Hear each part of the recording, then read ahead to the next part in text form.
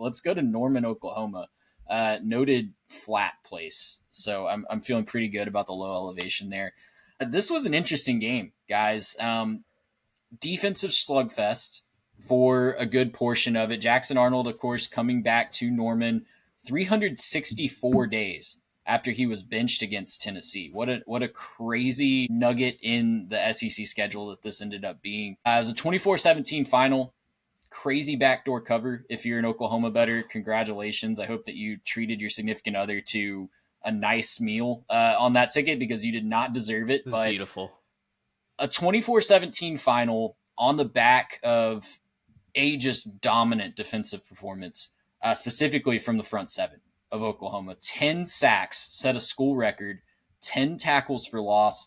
Guys, it felt like every time Jackson Arnold and Auburn were building some momentum, every time they crossed the 50, felt like just Oklahoma was ready. Like, okay, yeah, you got to cross the 50. Great. We're going to knock you right back across the other side with a big sack and just take you immediately out of scoring range. And it was just a frustrating day for the Auburn offense. They had to feel so close so often because they had a couple big plays with Cam Coleman, had a couple moments where you thought they were starting to find a break in that Oklahoma defense, and then the Oklahoma defense just steps up and makes a huge play in the backfield. Yeah, I think Oklahoma physically dominated this game. I mean, I was so impressed with what their front seven got done. I was beyond depressed with what I saw from Auburn's offensive line. I made a comment in one of our group chats that Auburn fans were ready to put up their firstborn child as collateral, betting that this offensive line was going to be better. I certainly expected it to be better.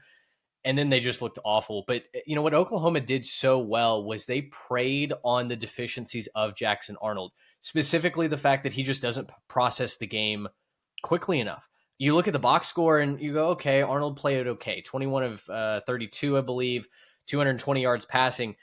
Buddy, you didn't watch the game if you thought that was a passing grade at quarterback, because Arnold, yes, was under siege and his offensive line did him no favors.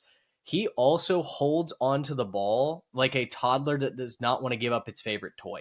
It takes way too long for him to make a decision, whether he's throwing, running, etc. And as an Auburn fan, I have to imagine that's just the most frustrating thing in the world, because how did you beat Baylor? Him using his legs. Arnold is one of the best dual threat quarterbacks in the country if he's throwing the ball well, because his legs are always going to be an A+. And I just felt like there were times when he couldn't commit one way or another. And credit to Oklahoma's defense for locking up the coverage on the secondary. They had some busts. Cam Coleman pretty much got whatever he wanted if the ball was thrown in his general zip code, which sometimes it wasn't. But overall, I felt like Oklahoma dialed up and Brent Venables dialed up a game plan that would specifically harass Jackson Arnold, because they knew what got to him. They knew what got him benched in Norman a year ago, as you mentioned, almost to the day. I'm sure to Arnold and company, it felt like deja vu, just in a different jersey, because a lot of what we saw him struggle with today was what we saw him struggle with in Crimson and Cream a season ago. Yeah. I was overall very disappointed in Auburn. So far up to this point in the season, they had been a run first, run all the time type of team. Didn't run the ball particularly well. Finished with, I'm trying to count up the actual yards and not take the sack yards into account here, but 67 total. But there was some negatives in there from sacks. Not fantastic, obviously, for an effort on the ground.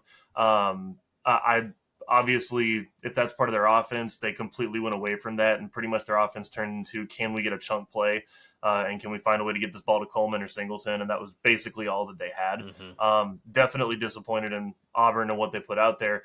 For me, the big question for Auburn is like, man, when are you going to finally win this game? Right? Like, they've played so many of these games where it's just, the team's maybe a little better than you or maybe comparable. The talent level's considerably, okay, it's right there. But you just don't come out on top. You don't find a way to make the play. And granted, Oklahoma, there's maybe a little bit of home cooking on the referees. Like, I understand there's a little bit of that. I'm not going to go to the ref game completely, obviously, because Oklahoma looked like the better team. I don't really know what to think of the touchdown at the beginning of the game where, people are saying that I think it's a little bush league, but maybe it's okay, right? You tricked them. Congratulations. It's still points. Has anyone asked Terry McCauley of his opinion on that one? We should Has get he him chimed on in this yet? one. I don't know if he has anything to talk about this week, so we should make sure he knows about that one. But no, I mean, at the end of the day, it doesn't get called. It's touchdown. It's early in the game, so it's not like it was a huge consequential. You could have responded to it, right? They didn't respond to it, and ultimately, I think that if you're an Auburn fan, you're just sitting here like, I don't want to hear some excuse or some reason or something from Hugh Freeze because we just want to win this game. Like whatever this comes up to be, they're going to have opportunities, right? They're going to play Texas A&M. Obviously, they got like Bama end of the season. They've got big opportunities on their schedule, but when are they finally going to come up over the hump and finally win one of these games like they were promised, like they expect to? Because again, Auburn is a good program. There's a lot of history. They expect to win football games, and if you're Hugh Freeze, you gotta deliver on that one of these days, right? On one of these Saturdays, you have to find a way to go in there and come out on top of this game, no matter what ends up happening. Weird touchdowns, fumbles coming back that turned out to not be fumbles, whatever it is, you got to find a way to overcome that. And I think a lot of Auburn fans are feeling that right now. Well, and you've got to find a way to give that defense a bone, man. I mean, the defense played so well for the majority of this game. And we'll get to some current concerns I have about Oklahoma, I'm sure, in a minute, Trey. But the defense looked like a top half of the SEC caliber defense, one that could have you in contention for an SEC title if everything is working together. But because the offense just could not get any momentum going, it feels like another wasted effort. And Garrett makes a great point, something that we highlighted on the preview show. If they cannot run the football, they're toast. Auburn is not going to win a football game if they can't run for 150 plus. Because even in that win over South Alabama, Trey, what did we say? Well, it was kind of Jeremiah Cobb, and that was the offense. Like, there's a reason they didn't pull away, and it's because they weren't doing much through the air. 67 total yards of rushing. I know it's a very strong defensive line, but find a way, guys, to use Arnold, to use your running backs, to get some sort of athletic advantage on the perimeter. Hugh Freeze fails once again, and I come away thinking that this is going to be the same old Auburn team that, quite honestly, guys, this stretch of their schedule is one of the most brutal in the country. They're going to have to find a way to pick off one or two of them if they want to go to a bowl game or even get above 500. It's really frustrating. It has to be frustrating as an Auburn fan because you take the lead with 7 minutes to play, 17-16. Your defense has been playing lights out, like you mentioned. You won the turnover battle 1-0. That's not something that you're used to doing under Hugh Freeze. You win the time of possession battle by leaps and bounds. It was 35 minutes to 24 minutes. And really, you contained Oklahoma outside of John Mateer. Guys, John Mateer, I'm not exaggerating when I say he accounted for 99% of their production today. That's wild. They had 303 total yards, and John Mateer had 300 of them between passing and rushing. It's insane that I can't believe they're getting away with this. I can't keep getting away with this meme, and I think we'll talk about that with Oklahoma in due time. But you have to be frustrated as an Auburn fan today. This one was right there for you. Could have been such a sweet victory for Jackson Arnold. That drive that he led to take the lead in the second half was a fantastic drive in spite of all the pressure that he was facing from the Oklahoma defense. Flipping it over to Oklahoma, they clearly have not found a Robin to John Mateer's Batman yet. Isaiah Satania had a great game today, and I do like that every week it does seem like a different receiver is set up. So I'll start with the compliment sandwich here with that compliment for Oklahoma. But they have not found the true Robin to John Mateer's Batman just yet. We thought that they might have found it last week at Temple. They can't run the ball outside of John Mateer today. And even John Mateer was very much contained by that Auburn defensive front. So lots of concerns. The schedule is not getting any easier for Oklahoma. This was a must win if you were a true playoff contender at home, but it gets really real really quickly now. They do have two of the best wins in the country. I will give them that. Michigan and Auburn, not a lot of programs can match those two wins head to head. Just having those in your back pocket is fantastic, but just looking at their schedule, it's going to get even tougher going forward. And I'm really concerned, not just about Mateer's health, but just about other teams being able to really figure out this offense and shut it down.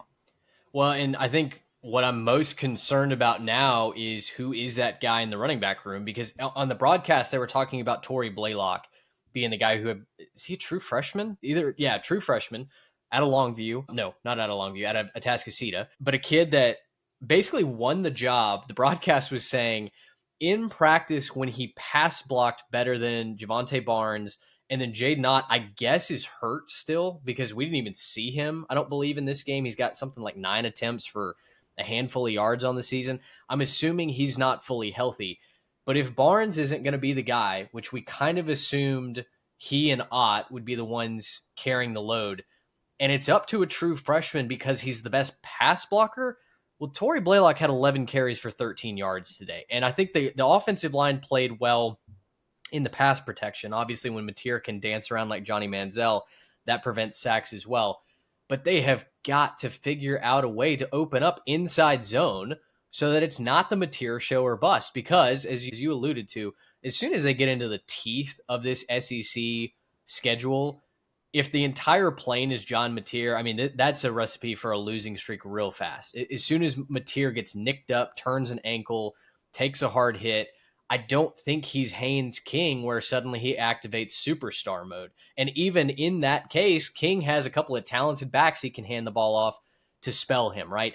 Oklahoma hasn't shown us that they can do that. And so while I am encouraged with the way that Oklahoma is playing in general, I do have a lot of concerns about them as a playoff contender, a top of the SEC team, etc. Right. And to kind of finish what Trey said, the compliment sandwich, I'll try to kind of end it on a positive note for the team that won. This is what I would call a gritty, not pretty, right? This is just, you found a way to win, right? And this is what you have to do in the SEC.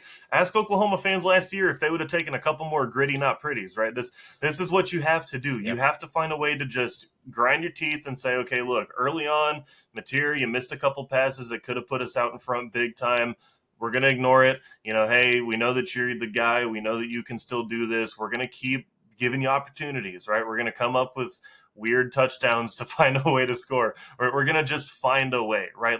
And if we can't quite get it done, we're just going to muscle our way through to the finish line, and we're going to rely on a last-second safety to find a way through, right? We're just going to find a way. And that's what we mean by gritty, not pretty, right? You just got to find a way to win those games in the SEC. Now, you can't live on that cutting edge because eventually you can't quite make that happen. And then the funny shaped ball bounces funny, right? And we can't rely on always living that close. But, this probably wasn't the best defense they're going to play this year.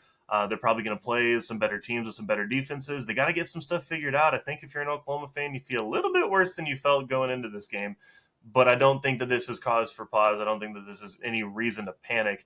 It's just time to go, okay, sometimes you just got to find a way to win. They did that, lick your wounds, get it right in practice, and move on to the next week, right? It's just what you have to do as a team. It's good. It's a good win. It's an SEC win. It's something they weren't doing last year, and it's something that I hope that they can do a little bit more this year.